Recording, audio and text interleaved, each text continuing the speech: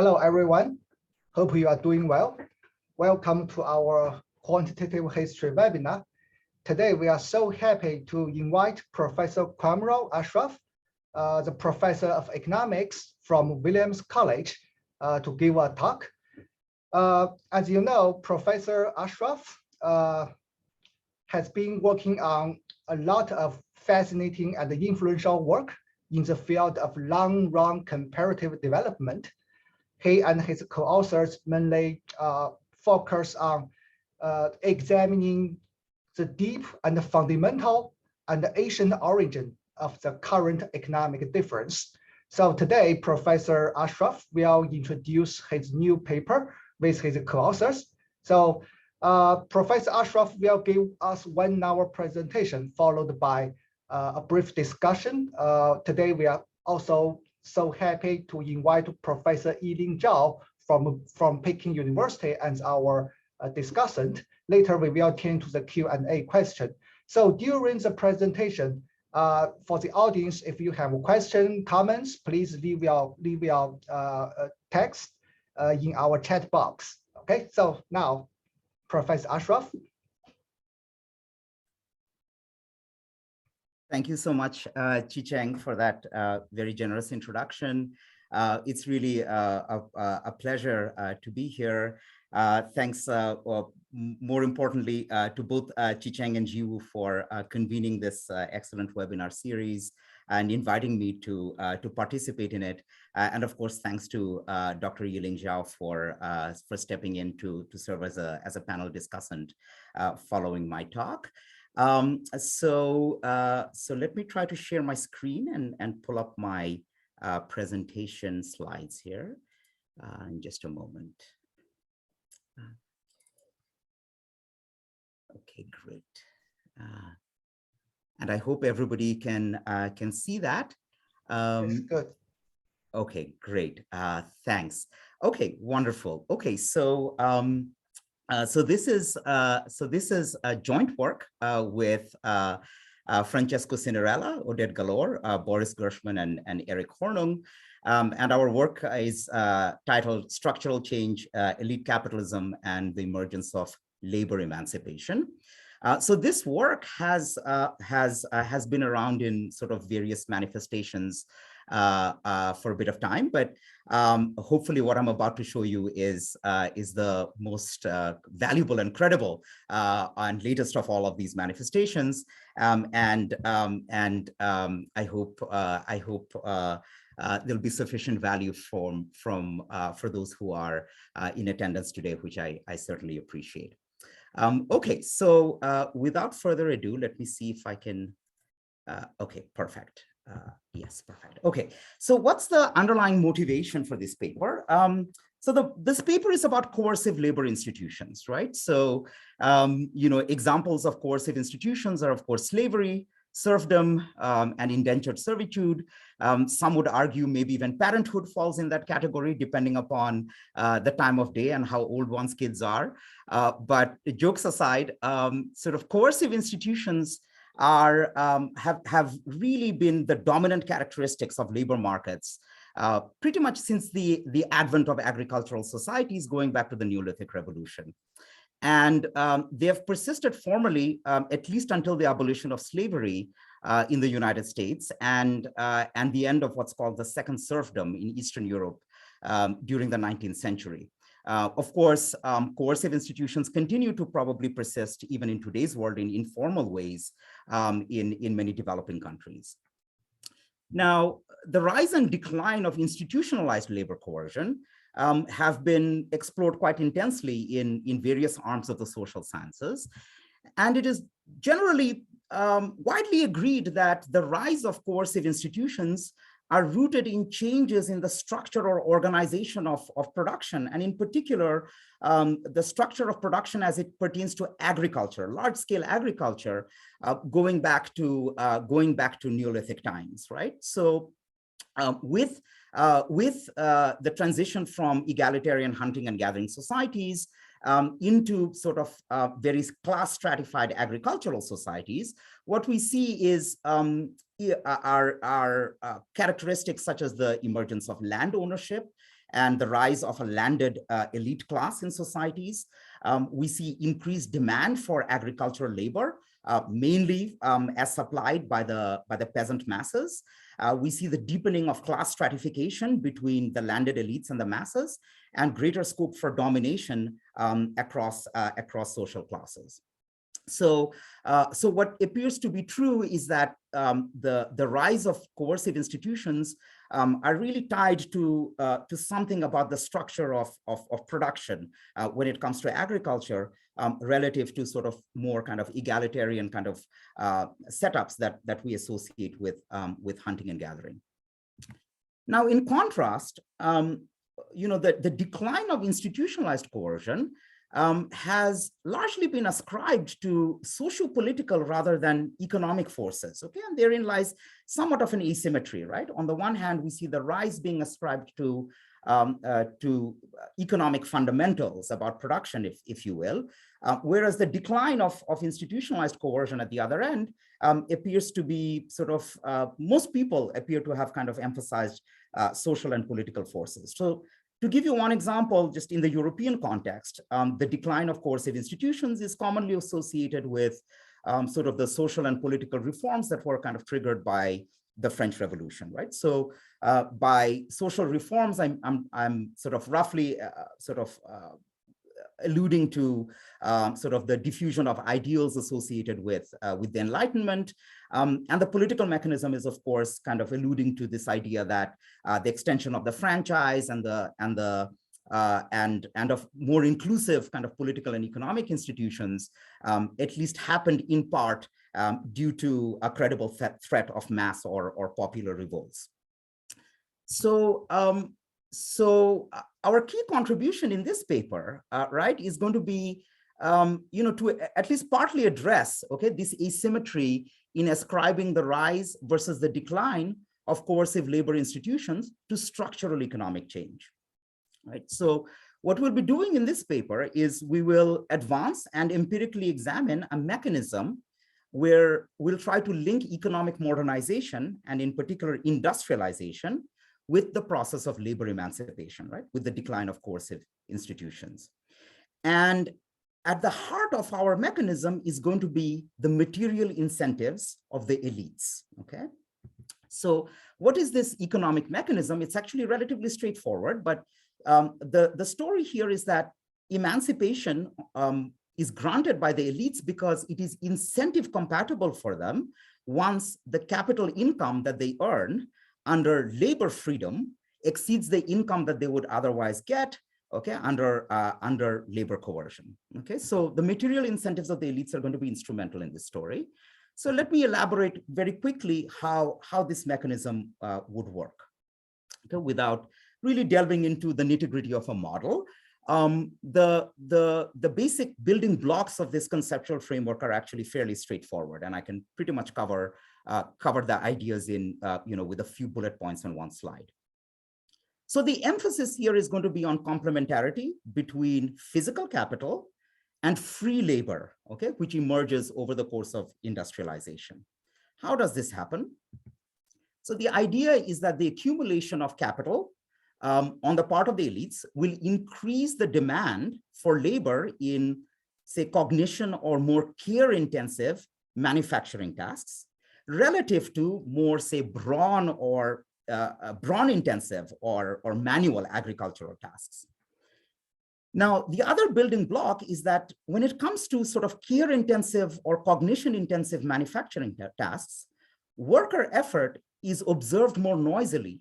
And so it is more difficult to enforce, and in fact, it might even be inappropriate to enforce coercively, okay, relative to enforcement of manual labor in agriculture.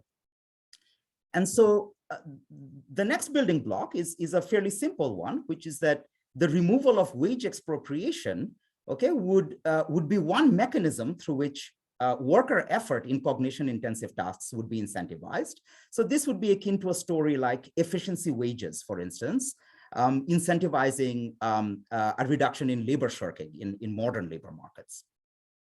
Now, the resulting improvement in labor productivity that comes from kind of an increase in worker effort in these care-intensive tasks would in turn augment the returns to physical capital that are accruing to the elites as a result of this complementarity between free workers and physical capital. So, the prediction that falls out of this very simple framework is that for sufficiently high levels of capital ownership on the part of the elites will find it incentive compatible to employ free workers, okay, relative to coerced labor, right? So, given the higher profitability of employing free workers, the elites will commit to emancipate the enserved masses, and they will pass legislation sufficient to make the commitment credible. So,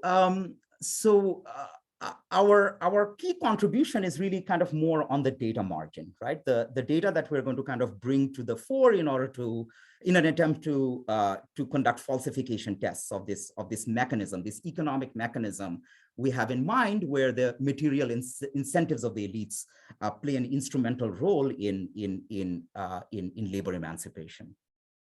So we'll be exploiting data on emancipation rates and on early industrialization in 19th century Prussia in order to document a number of empirical facts, if you will, facts that we consider to be consistent with the story that we have in mind.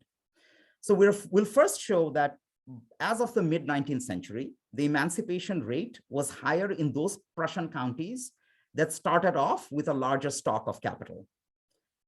We'll also show that the higher rate of emancipation in these counties was actually facilitated by the elites in those counties through more favorable redemption settlements for their serfs. Okay, and we'll talk about sort of what these settlements are and what we mean by redemption in this particular context. Okay, but it's effectively a price, a buyout price for serfs in order to end their kind of bonded relationship with their lords. We'll also show that in the latter half of the 19th century in Prussia, the flow over time of emancipation was higher in those Prussian districts that started off with an initially larger stock of capital. So we'll have not just a cross-sectional analysis across counties, but we'll also have a panel analysis that makes use of data across Prussian districts, where we're going to be able to account for district fixed effects and period fixed effects.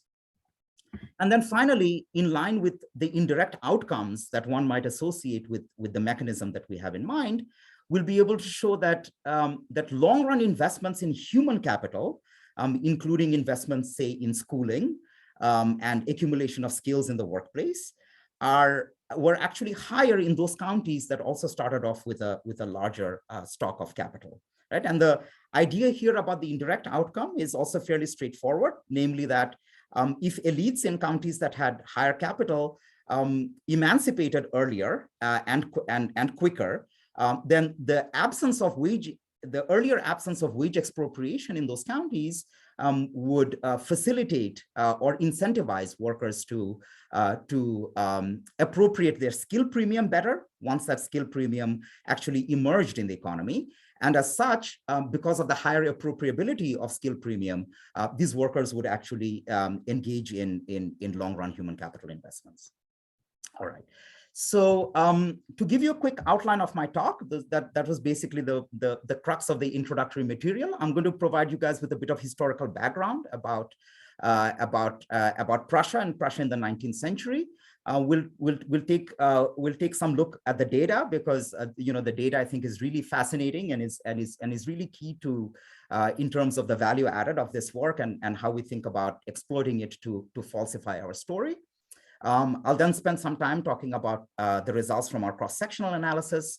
Hopefully, I'll have time at the end to talk about our panel analysis, and then I'll end with some concluding remarks. Okay, so moving on to providing a historical background. So the start of the 19th century of Prussia is really characterized by some key reforms, some key de jure reforms that are passed by the state. These reforms that are often referred to as the Stein-Hardenberg reforms are collectively considered sort of an attempt at defensive modernization on the part of the Prussian crown. Now, why is it called the defensive modernization? Because contemporaries at the time and historians thereafter have considered these reforms as being passed de jure, partly in response to the threat of Napoleonic occupation, right? So this was a period when Napoleon is expanding and sort of across Europe, and many nations are sort of considering. Are seriously considering kind of institutional reforms as almost like as a defensive measure. So the two key sort of regulations that are passed very early on, as in part in response to the Napoleonic threat, are the October Edict, which of 1807, which basically grants freedom to all peasants from personal subjugation. And it also ends up sort of opening up land markets, right? That was previously restricted only to the nobility. It opens up estate markets for purchase and sale by commoners, okay, from 1810 onwards. Now, the thing about the October Edict is that it de jure grants freedom to the peasants.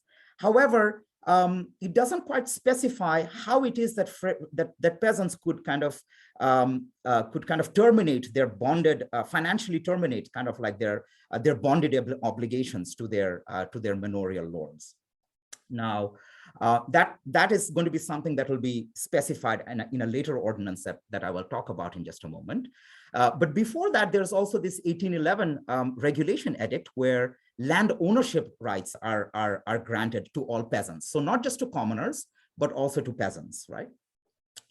Now, things change fairly quickly after Napoleon's defeat, and in particular after the Congress of Vienna in 1813. And the subsequent reforms that are passed are mostly amendments and clarifications to the previous de jure reforms. And these amendments, a lot of contemporaries and also historians thereafter have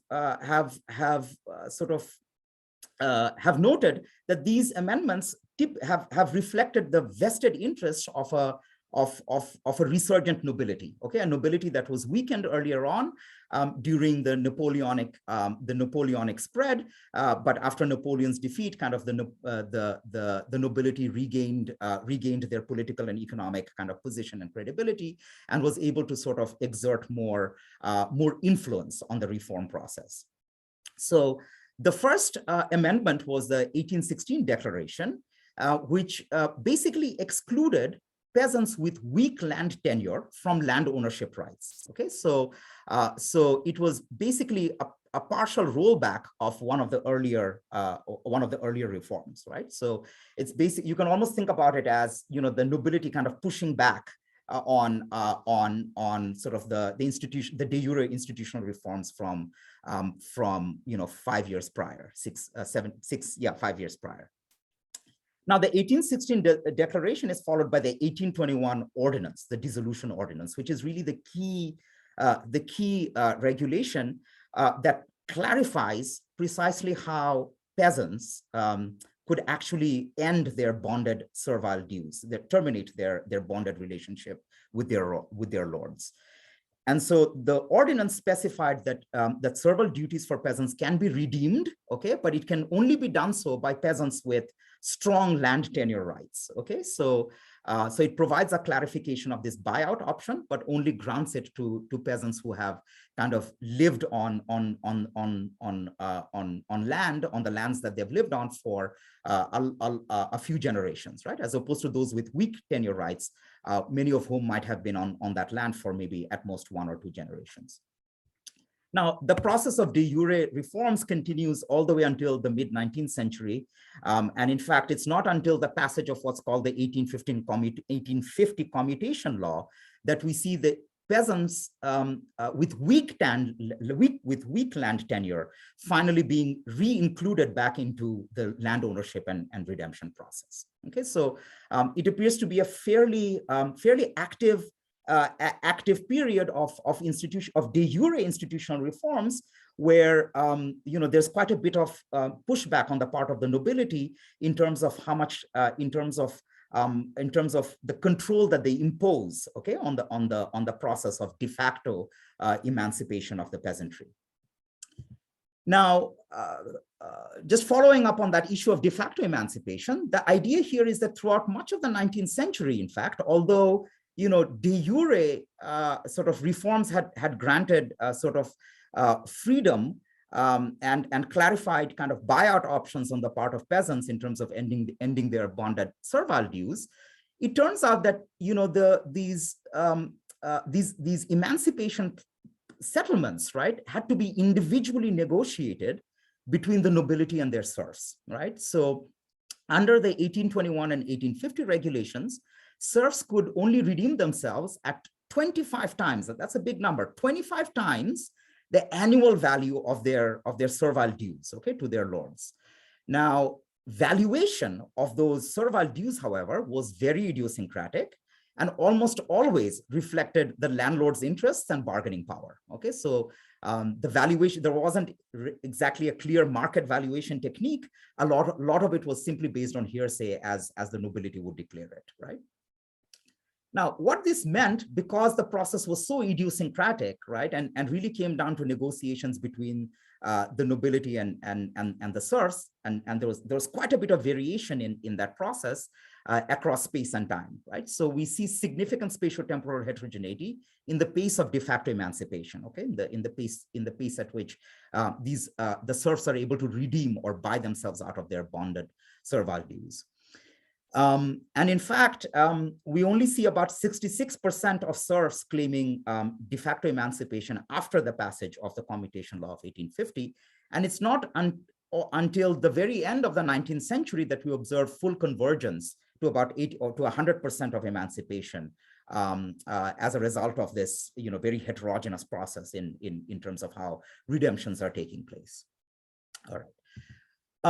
So that's roughly the historical context. Now, let me sort of provide a summary of some of the key observations that we see in the anecdotal evidence, okay, and in the evidence from historical narratives, okay. And these observations, we think, we spend quite a bit of time in the paper itself, kind of talking about kind of the historical observations, so to speak.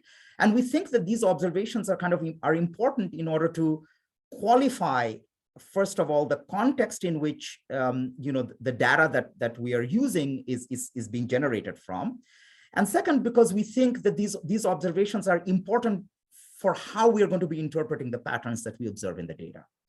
All right, so let me just go through them really quickly one by one.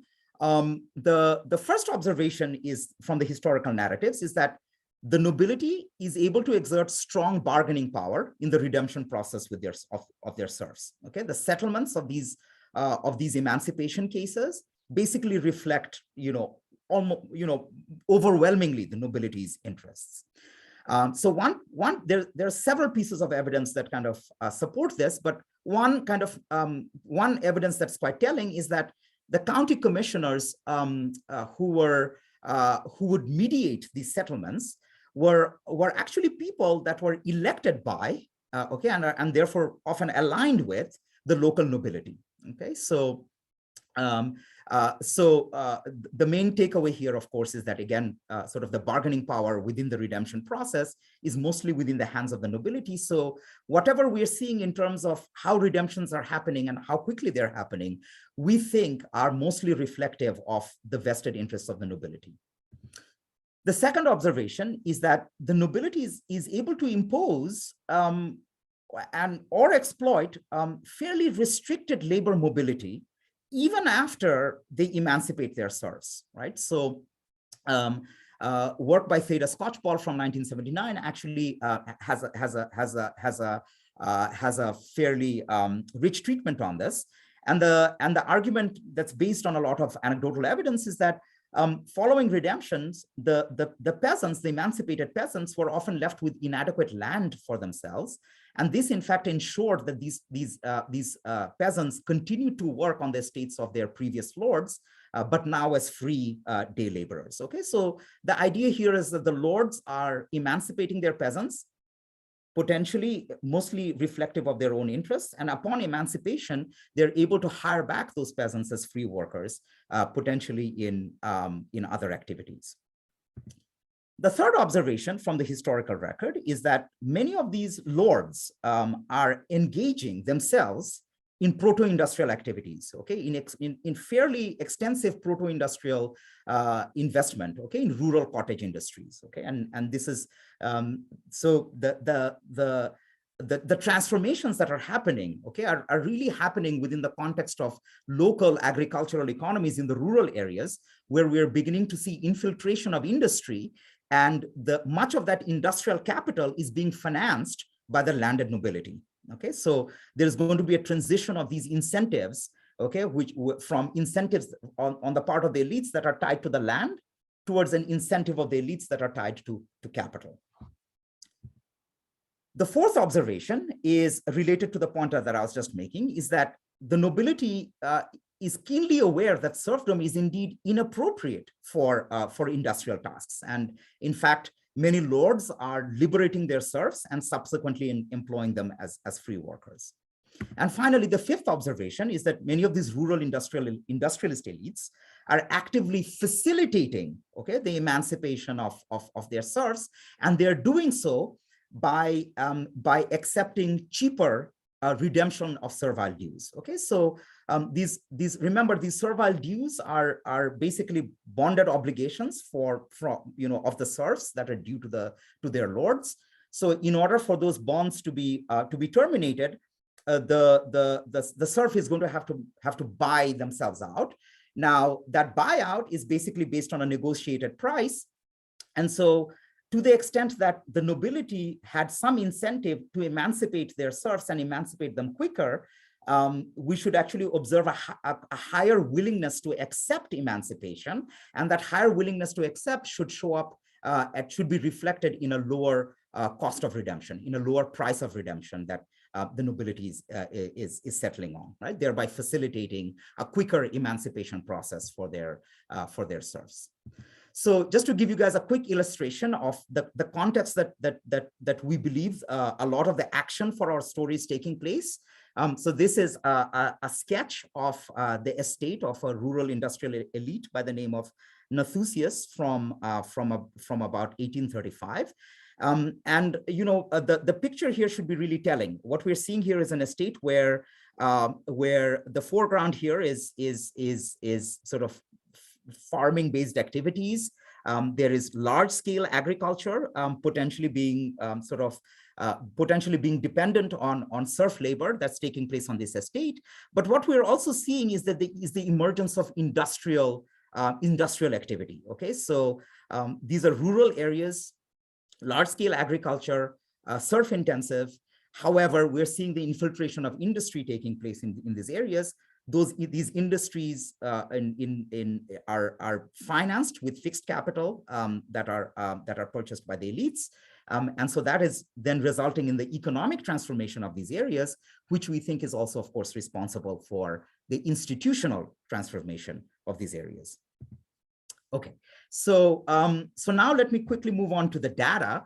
So the data that we're going to be employing is going to be county level data for Prussia. We're going to have about 260 observations, 261 observations, and these are going to be data that are going to be digitized versions of archived published sources on behalf of the Prussian Statistical Office.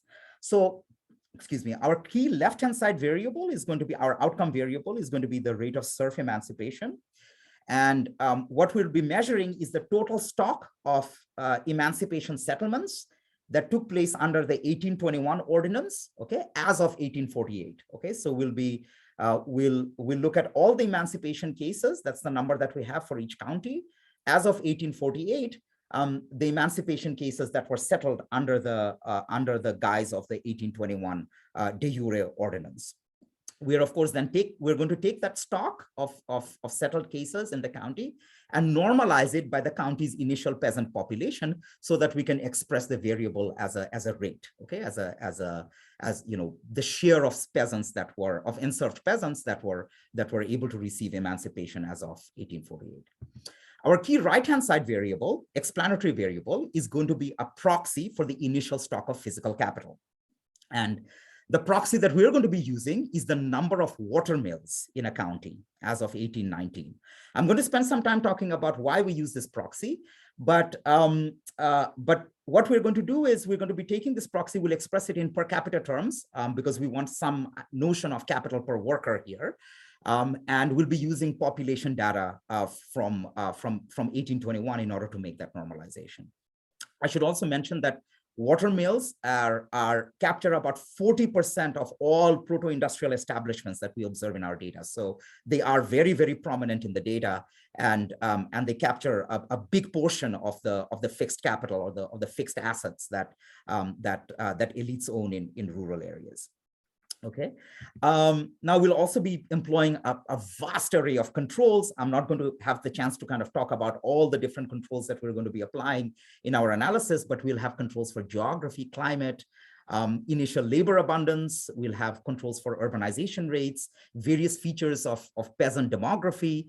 We'll have controls for institutional and cultural factors, like, say, for instance, the share of Protestants in a county. Or the share or the degree of, say, ethnic or religious fractionalization of a county. We'll also control for the initial supply of human capital through enrollment rates in the early 19th century. We'll have measures of the degree of coercion intensity before emancipation, market access, like, the presence of roads and railroads, distance to waterways, etc. We'll also have measures of social uprisings. So as a proxy to account for this sort of threat of mass revolts type of story. And then we'll have controls for Napoleonic occupation, again, in order to be able to account for sort of the diffusion of the French Revolution types of stories. Yeah. One thing I should mention is that there's, as I'm going to show you in the maps that are about to come, that there's a fair bit of spatial dependence in our data. We'll see that the spatial distribution has some clustered patterns, and for that reason, we'll throughout our analysis we'll be clustering our standard errors. But in robustness checks, we also do very elaborate sort of Conley correction types of exercises. Okay, so here's the spatial distribution of emancipation across counties in our data. So this is our geographical context. Each of these sort of little areas delineated in kind of gray boundaries are the counties in our data. The regions that are delineated by dark borders are the districts, the Prussian districts. There are about 19 districts.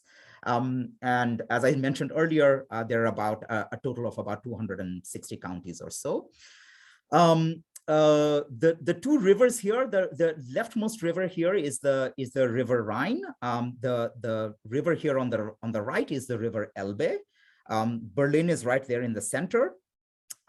Much of our analysis is going to focus on Eastern Prussia, okay, and in particular the regions around the River Elbe and east of the River Elbe. We can see a fair bit of spatial heterogeneity here in serf emancipation rates as of 1848. So a couple of things that I'm going to mention here is that sort of this region here is Westphalia, of course, and that was a region that was sort of more exposed to the Napoleonic threat, if you will. The region east of the River Elbe was always considered a place that was sort of immune, was far enough away and was relatively immune from sort of the Napoleonic threat, right? And the further east you go, sort of the more rural the areas become and the more serf intensive the areas become, right? And you can see that as far out as the easternmost regions of Prussia, the serf emancipation rates are relatively low, as denoted by sort of the red and warmer colors. Green colors here reflect faster emancipation rates. Okay, so let me now talk about our key right-hand side variable, which is the stock of capital that we're going to be using. And so why do we use watermills, right, as our primary measure of proto-industrial capital? So our usage of this variable is really governed by sort of three important restrictions, right? The first restriction is just data availability, namely that, county level data on appropriate forms of industrial capital are actually quite scarce when we think about the information that we have in the early 19th century. The second restriction, which is a very important one in our context, is that whatever form of capital we end up using in our analysis, it has to be a form of capital that we know for sure was owned by the landed elites, okay? There were other forms of capital that are available in our data that were actually not owned by the landed elites, and so they're not useful for our analysis, right? Now, water mills, we know for sure were owned by the landed elites. Why? Because milling monopoly was actually a regal right, and it was exclusive to the nobility. And not only that, water mills possess a lot of characteristics that we typically associate with the accumulation of fixed capital. So we know from plenty of evidence that grain mills were very profitable to noble landowners, and in fact, some of the returns from milling were often used to purchase new water mills or for upkeep. So it's almost sort of in the same way that sort of returns from capital are used for new capital investments or to offset capital loss from depreciation. Water mills appear to reflect a lot of those nice characteristics, in addition to assuring us that they're owned exclusively by the nobility. The third restriction is the relationship of this measure to broad-based industrialization later on. Right? And one thing that is key here is that water mills are a well-known precursor to the general purpose technologies that are often associated with broad-based industrialization. And the GPTs here that I'm thinking of are, of course, the water frame textiles, steam engines, and so forth. Now, why is there that tight connection between water mills and these types of general purpose technologies? Well, the answer here is very simple. It's because of dependence on a common source of energy, in this case, water, right? In fact, there is an appropriate technology argument that harks back at least to Yoel Mukir's work, and there's a nice quote here. It's a very elaborate one. I'm not going to read it out, but the argument is simply that the locations that were appropriate for setting up water mills are also the locations where that were already well positioned to adopt other more machinized water-dependent technologies later on. Okay, so and so there was this economic geography-based kind of momentum that determined where broad-based industrialization took place later on, those locations were predominantly determined by where water mills were initially located. Okay, so there is this kind of temporal persistence, right, of industrialization, the spatio-temporal persistence of industrialization that comes about, and it seems to be very tightly connected with water mills. So just to give you guys a couple of quick examples, here's a relationship between water mills, our measure, and subsequent industrialization as of 1849. So we see a very strong kind of positive significant relationship between mills and the concentration of manufactories in 1850. And here is a similarly strong relationship between, statistically significant relationship between water mills and the location of steam engines as of 1875. Okay, again, going back to this argument of the evidence that supports this argument of persistence and kind of, water mills giving rise to the general purpose technologies of broad-based industrialization. So here is basically the spatial distribution of water mills in our data. Sort of the same map here, warmer colors reflect lower concentration of water mills. Greener colors reflect higher concentration of water mills. Once again, you'll notice that in the easternmost regions of Prussia, where there was a lot of surf-intensive agriculture that had taken place, are also the places where we don't see a lot of water mills appearing. And of course, one might actually worry that maybe it's really a difference between the easternmost regions of Prussia and the rest of Prussia here. But in fact, we actually do a lot of sensitivity checks where we can even drop these entire regions from our analysis, and our key results still kind of carry through. Okay, so we do have, as I alluded to earlier, alternative measures of fixed assets. Okay, from our data, and so these measures include information on establishments like brickworks and glassworks and lime kilns and things like that. We have information on establishments that were used for textile production, and particularly manual looms, okay? And we have information on establishments on all sorts of milling technologies, not just water mills, but also things like windmills and horse-powered mills. Okay. Now, why don't we use these the information on these other establishments as our proxy for capital? Well, we don't do it because they fail to satisfy one or more of kind of the key restrictions that are important for our story. Okay, so many of these alternative establishments are either not owned by the nobility, which is, for instance, the case with looms. Looms were entirely owned by commoners, and in fact, the nobility were restricted by law from taking on commoner occupations.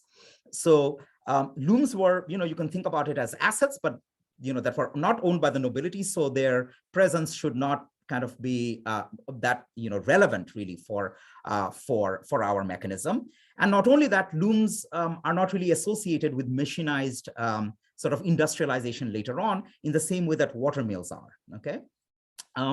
The other types of milling technologies, like say horse-powered mills or windmills, well, these are milling technologies that were really dead-end technologies. Okay, they didn't really foreshadow the adoption of general-purpose technologies that were water-based, that are associated with kind of broad-based industrialization. Okay, so because these other measures relate to establishments that are either not owned by the nobility, or because they don't foreshadow broad-based industrialization later on, they're not really appropriate, okay, for use in our context. All right. So just to give you guys a quick couple of pictures. So here, for instance, is the relationship between windmills and subsequent industrialization. Absolutely no systematic relationship, proving the point that windmills were a dead-end technology. Here is a similar plots for horse mills, showing that horse-powered mills are completely unassociated with subsequent industrialization. Here is a similar picture for looms, okay, manual looms, and their ownership across counties doesn't seem to be systematically related with subsequent industrialization either. Okay, so now let me move on to the results. Finally, in the last 15 minutes, but that's usually where. The first 45 minutes is usually where most of the action is in terms of setup and concepts, but the results are mostly just plug and chug. So, so here is our initial set of regressions where we connect the rate of serf emancipation across counties as our key left-hand side variable with water mills, okay, as owned by the nobility on the right hand side. And in this initial analysis, we basically introduce controls for different geographical factors, so climate, temperature, and precipitation, as well as variables capturing soil suitability and agricultural productivity in general, but also measures like distance to navigable rivers as kind of as a proxy for, say, geographically determined market access. And what we see is that this significant positive relationship, which is consistent with our story, that places that had more mills are also places that had a higher rate of emancipation, that this coefficient remains relatively stable when we introduce controls one at a time, and continues to remain positive and highly statistically significant when all geographical controls are included together. Just for interpretation's sake, these coefficients here are standardized betas. So the bivariate relationship here basically says that a 1 standard deviation increase in the prevalence of water mills across counties is associated with about 1/3 of a standard deviation increase in emancipation rates. All right. So that's the bivariate relationship between water mills and subsequent emancipation, and that's the tighter relationship that we observe once the relationship is conditioned on geographical factors. Okay, so what about endogeneity? Okay, so remember that when it comes to endogeneity in our context, right, reverse causality is not a concern, right, because emancipation as we're observing it is happening between 1821 and 1848, whereas the prevalence of water mills, as we're measuring it, is water mills as of 1819. Okay, so reverse causality is not a concern here. The outcome sort of succeeds, okay, the impulse in this case, the presence of water mills. However, there could still be endogeneity due to omitted variable bias, right? So unobserved heterogeneity leading to both early industrialization and early emancipation. How are we going to address this? Well, we'll attempt to address this by exploiting a plausibly exogenous source of variation, in the suitability of operating water mills. And this source of variation is going to come from the slope of the terrain. Okay, so we'll use the average value of the slope of the terrain across grid cells within a county, and terrain slope is going to be measured in degrees. So what about the first stage relationship here? The first stage relationship is going to be one that is nonlinear. Okay, so there's going to be a nonlinear impact, okay, of terrain slope on mill operability. Now, what is the logic? The logic is that that terrains that are too steep are ones where water flows too rapidly, and the technological, the engineering constraints of the 19th century are such that the technologies are not able to harness hydrological power from very, very fast running water, right? So that's not useful for water mills. On the other end of the spectrum, when the terrain is too flat, well, you're not getting a lot of kind of kinetic energy in your water, right? So the water is not moving fast enough. So it's not cost effective to set up a water mill in that type of a context. So there is really sort of a kind of like a middle ground, if you will, a sweet spot in terms of the slope of the terrain where mill operability is, for lack of a better word, optimal. Right? So we're going to exploit a quadratic form in the slope of the terrain in our first stage of our two-stage least squares relationship. And one thing that is quite reassuring in our context is that our first stage yields sort of results that are actually very similar to the impact of terrain slope on the operation of dams in modern day India, as shown by this paper by Esther and Rohini from 2007. And so we think that what we're really capturing here in the first stage is something that is true in general about nature, that it's not really just something about Prussia in the 19th century. It's something about the operability of mills and mill dams more generally, even beyond Prussia and even in the modern context. So,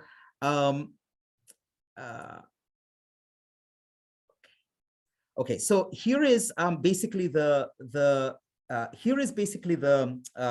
first stage relationship, the hump-shaped relationship between terrain slope and water mills that we're going to exploit. And let me now show you sort of the two-stage least squares results. So the left-hand side, the leftmost column here, so the organization of this table is as follows. We have a set of the first three regressions refer to the full sample, whereas the latter three regressions, are the sample that only restricts attention to counties east of the river Elbe. What we have in the first column is just the OLS result that I showed you before, conditional on all geographical controls. The second column here is our first stage regression. Okay, so we're seeing here the hump-shaped impact of terrain slope, okay, on the prevalence of mills, conditional on geographical controls. And then the third column here is the second stage of the two-stage least squares. Okay, so that coefficient there is the coefficient on instrumented water mills. Okay, and in its relation with serf emancipation. Okay, we observe that the instrumented coefficient is slightly larger than the OLS coefficient, although the standard errors are large enough that we can't really reject the null, that these coefficients are the same. However, we do think that there might be some attenuation bias, perhaps in how, even though water mills is a good measure in our context relative to other measures that are available, it's still not the perfect measure. So there's clearly there might actually be some noise that attenuates the coefficient. The results for the sample east of the river Elbe are basically qualitatively similar, maybe even slightly stronger. So in the next step, we go and start introducing more controls. Okay, so what we see in this set of regressions is on top of the geographical controls that we included in previous regressions, we now go and include controls for other potential confounders. Okay, and here we now have controls for population density and urbanization rates. Those are really meant to capture the influence of labor abundance, or the influence of potential outside options for serf workers within the county. We also include controls for peasant demography. I mentioned earlier kind of controls for cultural and institutional characteristics, like say, for instance, the share of Protestants. And we also include controls for the initial supply of human capital, namely the enrollment rate in 1816. And in general, sort of qualitatively speaking, our results, in fact, quantitatively as well, our results continue to remain very stable and robust, both within the full sample and in the sample east of the river Elbe. In the third sort of stage of our analysis, we go and introduce even more controls to the setup. And here we include controls for market access through things like the presence of railroads and roads, whether or not counties had an advantage in industrializing because of the presence of coal, for instance. I mentioned earlier sort of the importance of controlling for the number of uprisings and Napoleonic occupation. We also include this is kind of interesting, we include a control for commoner estates. So this is a share of estates, of noble estates in a county that were purchased by bourgeois commoners from by the merchant kind of middle class, right, from urban areas. And this is kind of meant to capture the idea that as by 1848, many estates, might have been, many of these noble estates might have been, their ownership might have kind of transitioned away from the nobility and into the hands of a merchant class, and that merchant class might have more kind of Enlightenment related ideals in mind, right? So by controlling for the share of estates that were owned by commoners, we think we're capturing something about the weakness of the nobility in economic and political terms, but also capturing something about the infiltration of Enlightenment ideals into the context that we're examining. Now, these controls are all introduced on top of the controls that we already had before, namely all the geographical controls as well as the controls for the proximate confounders. And once again, our OLS results and 2SLS results yield very similar outcomes, which was quite reassuring for us. Okay, so the next set of results, which I consider to be quite important, are the results related to explaining redemption costs. Okay, so here our outcome variable is not going to be the rate of serf emancipation, but now we're going to look at how water mills are related with the cost of redemption. Okay, the price, the settled price at which the manorial lords are willing to emancipate their serfs at.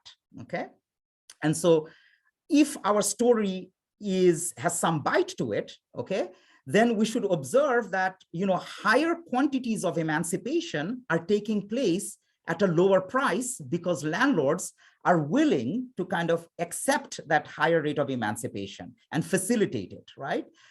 That would be in contrast with more emancipation happening because the demand for emancipation on the part of peasants is higher, okay, in these counties, right? Because if there was a higher demand for emancipation coming from the peasant side, we might observe a higher willingness to pay for emancipation as a result of, say, better outside options. And so we would observe a higher redemption price associated with higher emancipation rates. However, what we observe is indeed lower redemption costs associated with water mills. So places that had more water mills not only see higher emancipation rates, but also see that those emancipations occurring cheaply because the nobility is willing to facilitate that emancipation, right? So we observe that water mills are negatively, significantly associated with redemption costs, both in our OLS regressions, subject to an increasing number of controls, as well as in our corresponding 2SLS regressions, where water mills are instrumented by a quadratic form in terrain slope. All right. So the top panel here is the results for our full sample, and the bottom panel here are the results for our sample that restricts attention to East Elvia. All right. So, that I felt was sort of like a key result of our paper, because we're not just connecting sort of elite capital ownership with greater quantities of emancipation taking place, but also at a lower price, which really, given the context where the nobility is exerting a lot of bargaining power in the emancipation process, really sort of is quite telling about how the vested interests of the nobility are kind of changing here. And we really think that the economic mechanism that we have in mind is the one at play. So in the interest of time, I'm going to sort of skip over some of the extensions that we have for our cross-sectional analysis. So we have one extension where we look at a more elaborate kind of two-stage least squares type of specification where we have multiple instruments for mill operability. We also have another kind of neat extension where we explore sort of the labor abundance mechanism in emancipation as argued by people like Yves C. Domar, and contrast that with the outside options types of mechanisms in labor emancipation as argued by people like Robert Brenner. And we exploit information on wages in a limited sample of countries in order to kind of look at these mechanisms. But the main story is that we continue to find sort of results, even after controlling for these mechanisms and showing that they are partly at play within the context of our data. Our mechanism that we think is picking up this capital free labor complementarity channel continues to be very very prevalent and significant in the data. All right, so let me now speak to in the dying minutes that I have left here. Let me now speak to the flexible panel analysis that we implement. So the data that we're going to be using here to test our hypothesis is going to be data at the district level. That's the level at which the data is available. And what we have here is time series, okay, for each of 19 districts. So each of these packs here are time series for the rate of emancipation starting in 1849, okay, and going all the way until the end of the 19th century. And what we observe here is that across the 19 districts in our data, there's quite a bit of kind of temporal heterogeneity in the pace of emancipation that is occurring even in the latter half of the 19th century, right? So at the upper end, these districts in red, sort of they include places like Breslau and Leibniz and Oppeln, are places where emancipation is occurring faster. And then at the lower end, sort of emancipation is kind of lagging behind and then kind of picks up later on, are places in the eastern parts of Prussia, like Königsberg, Danzig, and Gumbinnen. So the key takeaway here is that this is a repeated cross section. I can take slices of this picture, right? Almost like every 5 years, right, to get a repeated cross section across districts, and I can connect the variation in serf emancipation rates that I observe, okay, across districts with their initial stock of physical capital, okay? And however, I can allow sort of the impact of the initial stock of physical capital to be different in these different kind of cuts of the cross section, okay, at different points in time. Now, what is nice about a nice feature about this data is because I do observe variation also across time, I'm actually able to include district fixed effects in these regressions, and I'm also able to include period fixed effects. Okay, so we think that this is going to absorb a lot of confounders that we might be worried about in our cross-sectional analysis, confounders that are mostly sort of persistent over time or are time invariant, right, which are going to be entirely absorbed by the district fixed effects.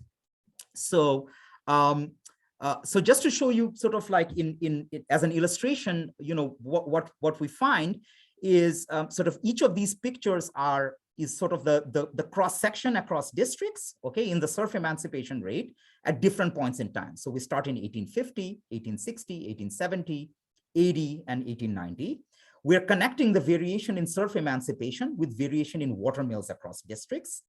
Okay, and what we see is that this positive relationship across districts becomes stronger, okay, as we move forward in time in the 19th century, and then starts getting weaker again, okay, such that by the end of the 19th century, it's flat again. Now, the reason why this is flat again is, of course, because by the end of the 19th century, all districts have converged to near 100% emancipation rates, right? But the differences in the variation in emancipation rates across districts is quite large in the 1860s, 70s, and 80s, if we go back to the earlier picture, you can see that this is the part where this is that period where that variation is quite large. And that variation is quite strongly and robustly correlated with the initial stock of elite-owned physical capital. Okay, so I'm going to sort of move ahead relatively quickly because I'm running out of time. So here are basically the results from our flexible panel analysis. So those are the positive coefficients that are associated with water mills at different points in time in each of different 5-year periods. So places that start with a larger initial stock of elite-owned capital are also places that emancipate faster and continue to emancipate faster throughout much of the 19th century. We are, as I said before, we're able to include both period and district fixed effects in these regressions. And we're also able to include other kind of time varying confounders, like say population size, the number of social uprisings, and sort of the degree of kind of coercion intensity. Another nice thing that we're able to do in this same type of a setup is we're able to look at exploiting the flexible panel type of setup. We're able to look at, again, the relationship between initial water mills and the cost of redemption. And here again, we reconfirm the negative association between initial water mills and the redemption costs, something that we saw before in the cross-sectional analysis, except that now we're able to establish this negative relation, which appears to really hit strongly early on in the mid-19th century. But we're now able to do this with both period and district fixed effects in the regressions. So I think I have until 10:05, I believe. Chicheng, I'm going to let me know in case my assumption is correct. Okay, no worry. Yeah. Okay, great. So I think I should be able to wrap this up in time. So this is really the last kind of table of regression results that I'm going to show you guys before concluding. And this is the table of regression where we explore long-run human capital outcomes, right? And these are really indirect outcomes of our story. Why? Because as I mentioned earlier on in the presentation, what we think this is picking up is the fact that places that emancipated more and quicker are also the places where, because of the removal of wage expropriation, our early removal of wage expropriation, are also places where workers were able to kind of appropriate their skill premium whenever the skill premium arose within the economy, are places where the workers were able to appropriate their skill premium that would be tied to their costly investments. So that appropriability would allow the workers, would incentivize the workers to undertake those investments in skills in the first place, right? So what we show is using 3 different measures of kind of human capital investments or human capital outcomes in the long run. One measure capturing skilled employment as of the mid-19th century, and the other 2 outcomes kind of associated with schooling in general. So enrollment rates in 1864 and literacy rates in 1871. What we see is that, if you look at the first regression for each of these outcomes, 1, 4, and 7, what we see is that serf emancipation is significantly positively associated with those human capital outcomes, which is what we would expect given sort of how the absence of wage expropriation would incentivize investments in human capital. In the second columns, in the second regression for each of these outcomes, what we look at is the reduced form association between water mills, between elite-owned capital, and these human capital investments. And of course, we see this positive relationship. So counties that had higher physical capital owned by the elites are also counties where we see human capital accumulation taking place more prominently later on. Now, in the third regression, we run the horse race between emancipation rates and the initial prevalence of water mills, right? And when we run the horse race, what we see is that at least part of the reduced form association between water mills is captured by emancipation, right? So there is sort of like a causal chain in this type of a setup where places with more elite-owned physical capital are areas that emancipated more, and as a result of that emancipation, there was human capital accumulation later on, right? So and so part of the, there's of course an independent influence through potentially other mechanisms through which physical capital might affect human capital accumulation later on. But at least part of this overall reduced form influence is captured by the emancipation that is taking place on the part of what we think are elite incentives. And so that's basically the key takeaway from this set of regressions. So let me just, given that I'm now in -1 minute, I will let me just end with my concluding remarks, and we can then move on quickly to a panel discussion. So what do we do in this paper? We basically advance a mechanism that links structural economic change, particularly a change associated with the structure of production, with institutional change as it applies to labor emancipation. At the heart of our mechanism is the influence of complementarity between physical capital and free labor, okay, in the transition from agriculture to industry. And for sufficiently high levels of capital, the demand for free labor becomes strong enough for capitalist elites to relinquish expropriation.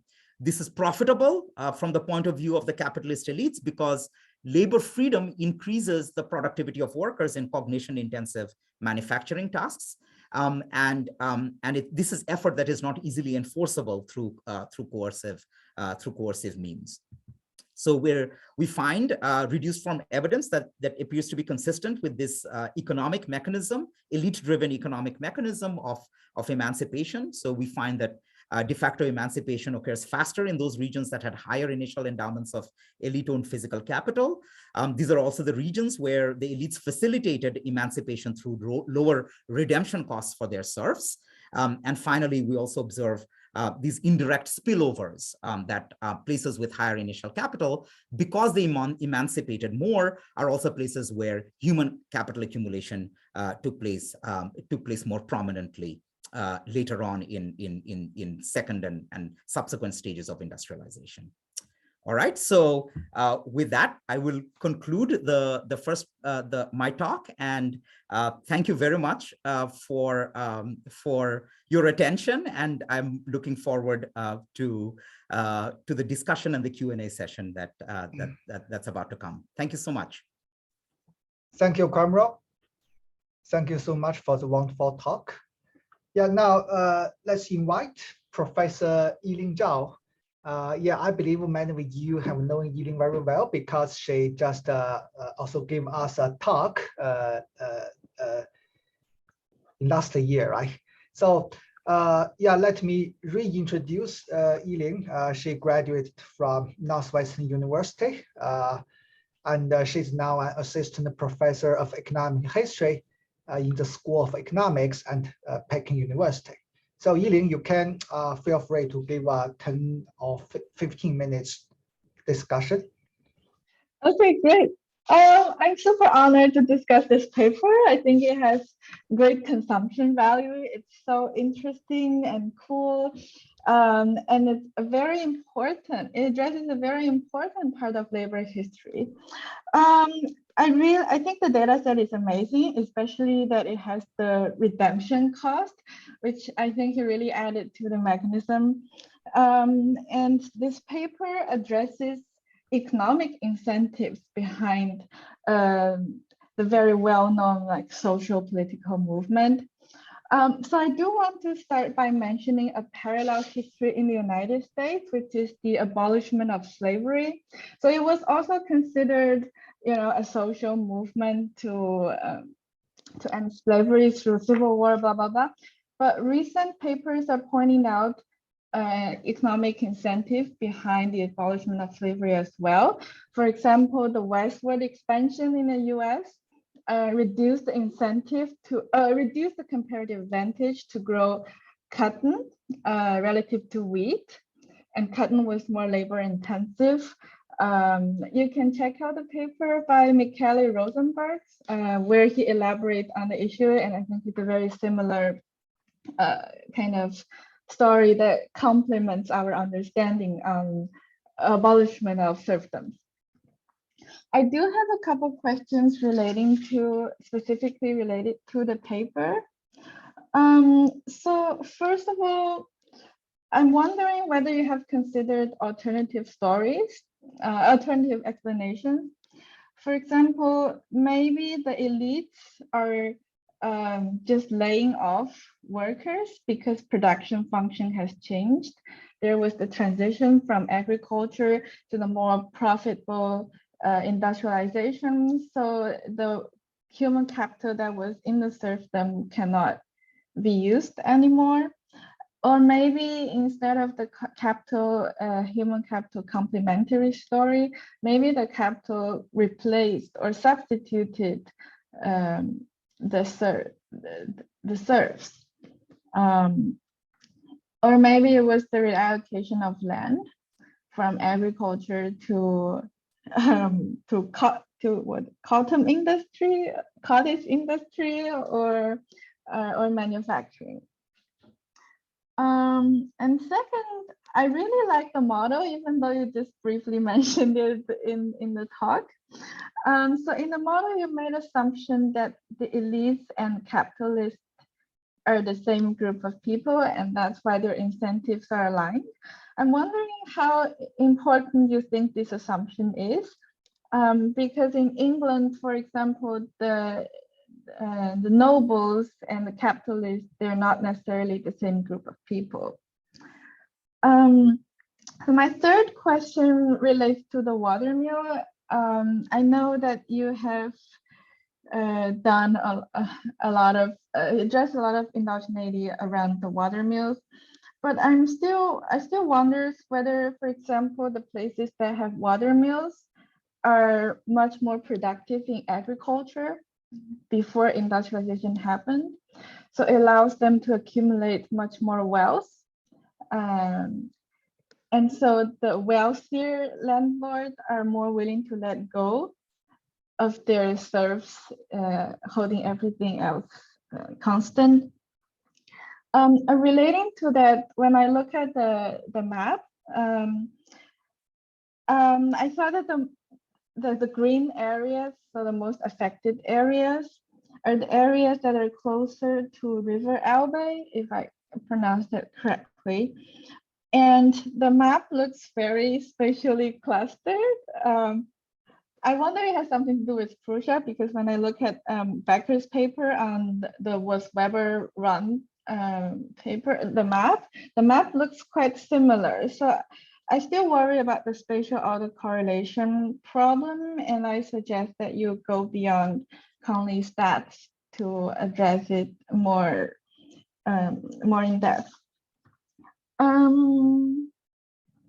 Let me see if I have others. So I think the nuance story or the interplay between human capital and and this emancipation of labor is really interesting. And I do see that the initial human capital stock affected both your outcome and like later human capital accumulation as well. So I wonder if you can say a bit more about that. Maybe you have said a lot, maybe you have a lot to say in the 40 more slides that you're not able to show us. But I wonder if you can just say a little bit more about the schools, like were they, I guess they're primary schools, right? Are they built by religious groups, or are they built directly by the elites? And whether they build it in order to train better future employees on their lands or etc. And finally, I wonder if labor emancipation is just a necessary condition to enroll for more enrollment, because the production changed and there's not a lot of employment available in agriculture anymore. And so, like we know in the US as well, when agriculture employment decreased due to natural shocks, the high school enrollment increased as a result of that, because the cost of going to school is much lower now. All right, that's all I have. I look forward to your responses. Thank you. Thank you, Yiling. So, Quamrul, you want to respond now? Yes, absolutely. If possible, thank you, Yiling, for a very insightful set of comments and suggestions. These are really terrific. And I don't know if I'll have if I was able to get all of the points that you mentioned, but I'll try to hit as many as possible. Thank you very much for the Rosenberg reference on sort of the studies regarding sort of economic mechanisms underlying sort of the usefulness of slavery. And in fact, I mean, there's also been sort of some parallel work which some researchers have started looking into, which has to do with work on slave manumissions, and which is sort of the corresponding phenomenon to what I mentioned earlier, which was sort of the redemption of serfs, right? So slave manumissions are the process through which kind of slaves were able to be bought out from their bonded relationship with their quote unquote masters. And some people have started thinking about kind of connecting that manumission process with the process of applying labor to industry. So there are, of course, there's more work to be done, but there appears to be certain parallels between, I think, what we're observing in the European context versus what happened in the US South. Regarding some of these alternative mechanisms, right, sort of that might be relevant in the context of our work. So one thing you mentioned was, is this sort of a situation where sort of serf labor becomes inappropriate because of the transition away from agriculture, and is it really a situation where workers are just being laid off, right? Sort of serf workers are just being laid off. We had thought about this, that there is kind of like a reallocation, because much of our story is kind of impinges on kind of reallocation of labor from one task, which is in manual kind of agricultural tasks, to kind of more sort of less manual, more what we call cognition intensive industrial tasks, right? So it's a reallocation of workers.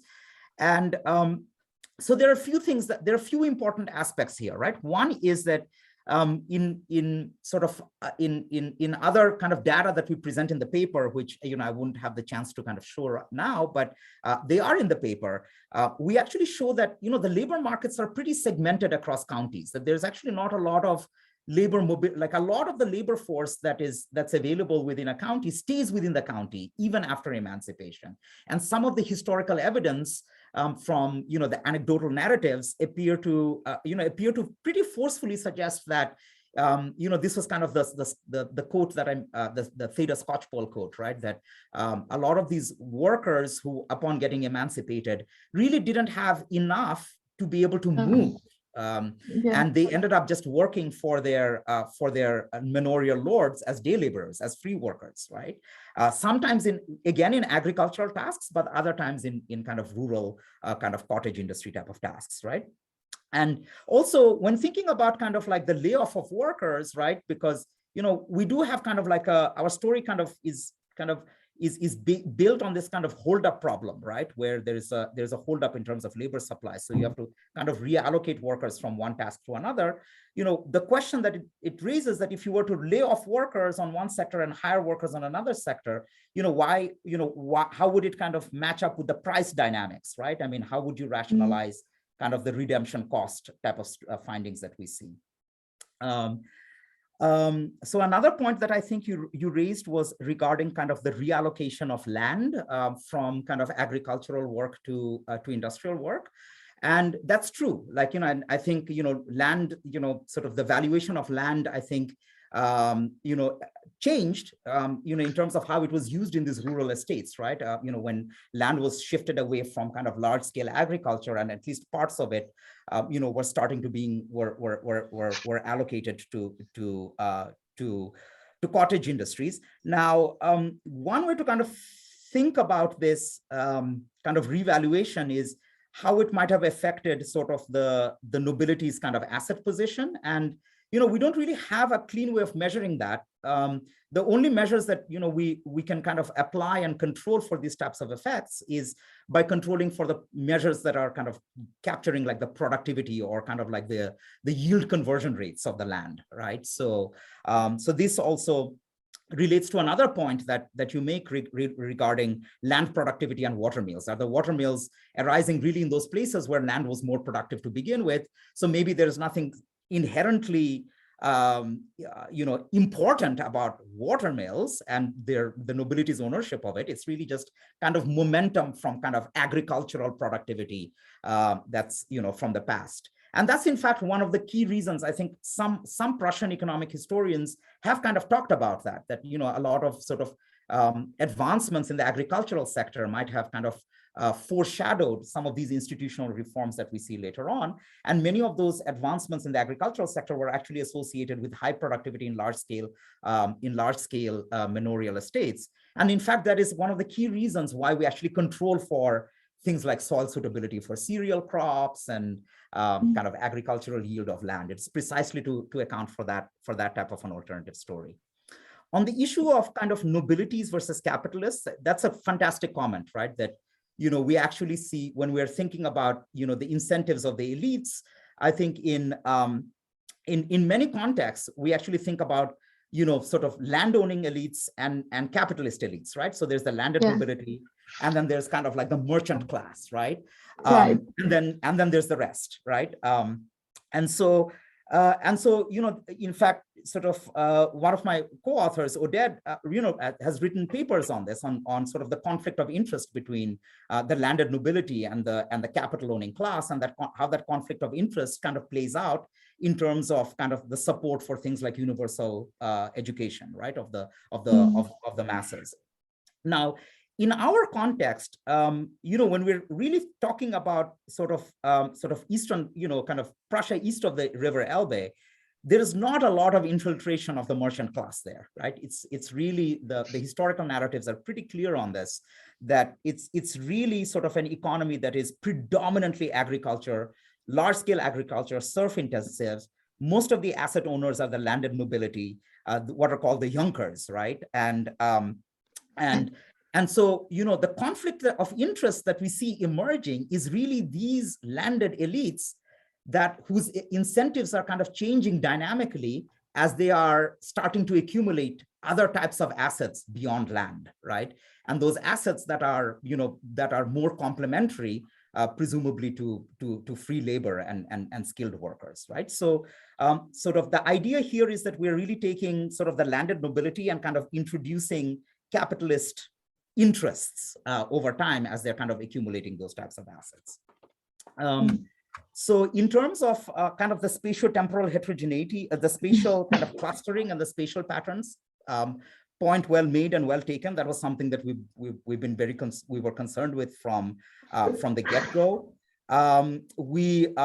Aside from clustering and standard errors, and Conley corrections and things of that sort, we thought fairly carefully about kind of other patterns within the German-Prussian context that have these spatio-temporal sort of aspects to them.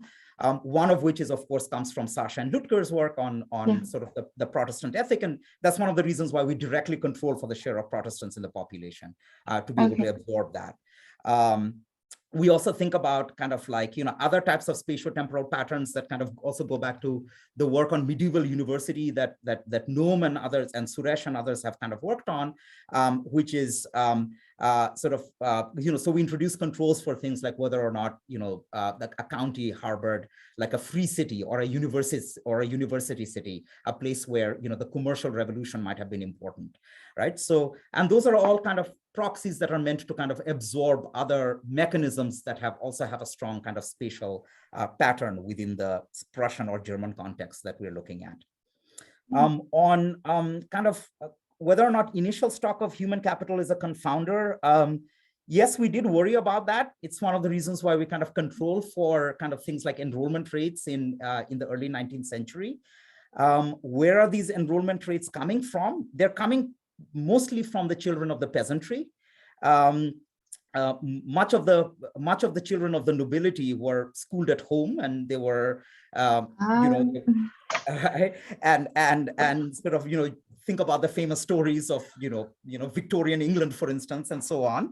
And so much of this schooling was really kind of meant for the peasantry. And we do have quite a bit of anecdotal evidence suggesting that at least in rural Prussia, a lot of the schools that were being established in like peasant communes and even on manorial estates were actually funded in part by elites, right? And we have some anecdotal evidence suggesting that, you know, elites that were, where there was more industrial activity starting to take hold within their estates are also the elites that were more progressive in terms of their support of the education of the peasantry. So while that should be in the paper. I'm sorry? I think the fact that the elites built the schools in order to, I mean, even if it's just a narrative evidence, it should be in the paper. It really supports your point. Absolutely, absolutely. I think it's one of those cases where, you know, the paper kind of took a life of its own and started becoming cancerous and started growing and growing. So we ended up having to like dice it up and spread it out over different parts. Now, the final point that I think you raised, Yiling, was about sort of human capital accumulation and whether or not kind of emancipation is a necessary condition for it. So I think I would sort of respond in kind of two levels there. So one level is that in our current context, I think relative to the version of the paper that I might have shared with you earlier, sort of we have reoriented our emphasis a little bit, right? Because, you know, in early stages of industrialization, you know, it's relatively well sort of, there is some, you know, consensus, if you want to call it, that, you know, human capital wasn't as intensive in like, you know, the first stages of industrialization. It's only after the 1850s, 1860s that we start seeing more human capital intensive types of industrialization taking place. It's sort of, for lack of a better word, we don't see human capital as being connected with water mills. We see them being more connected with steam engines, for instance, right? So that's one of the reasons why sort of the initial part of our story is now kind of reoriented to thinking more about kind of, noisy measure, the noisiness of kind of worker effort, right? Of observing worker effort in kind of care intensive or cognition intensive tasks. So it's kind of like a incomplete contracts type of a story. And so we need kind of like this mechanism through which wage expropriation is reduced. So it's an efficiency wage type of a story where, as a reduction of wage expropriation, workers increase their effort application. So in that sense, sort of human capital is kind of less of an instrumental mechanism at least in the first stage of the proto-industrialization process. But that being said, do we think that human capital, needs sort of wage expropriation to be absent? Well, in the grander scheme of things, it's not clear, right? I mean, one thing is for sure is that, to the extent that human capital accumulation is itself a very cognition intensive task, right? It is obviously something very costly, right? People at a certain point, even if child labor is abolished, then at a certain point, there's this huge opportunity cost of not participating in the labor force and continuing to accumulate human capital. And so then the idea is that if there is a skill premium, surely there must be, if people have private incentives to do it, if there is a skill premium and there is no kind of credible assurance that that skill premium is not going to be taxed away, like literally lost to the ether because it went up on some elite's Swiss bank account, then the ex ante, how would that affect the incentive to engage in costly private investment, right? So we do think that there is some sort of a necessity in terms of making sort of the ex ante investment choice credible, because it is a costly investment choice. But your point is well taken. Like, we see other contexts where human capital accumulation and schooling enrollment takes place, potentially even with some amount of wage expropriation still at play. So my main point would be that sort of our story, I think, is less kind of reliant on this human capital kind of mechanism, at least in the early part of industrialization. Okay. So I think that's all I have.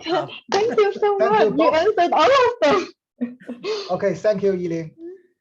Yiling, thank you so much. Right. Thank you for the great talk. Professor Chen, anything to add? I need to run, by the way. Yeah. No problem. Okay. Thank you, Yiling. Yeah. Quamrul, so I just have one quick question. I wonder whether those counties that adopted high, emancipation early, today would still have some advantage in terms of their industrial power in Germany or in Prussia, today. Have you looked at that long-term effects? So, Jiwu, thank you. That's a great question. We haven't actually looked at it in the context of this paper. I believe some subset of my co-authors have looked at kind of the more longer run implications of sort of the abolishment of serfdom and sort of the kind of the earlier de facto emancipation process.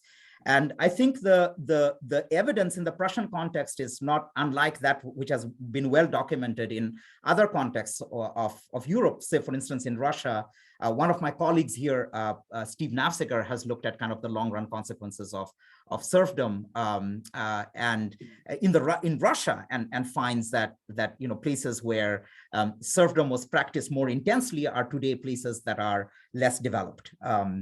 And my co-authors, Eric and Francesco, have looked at similar issues in the Prussian context.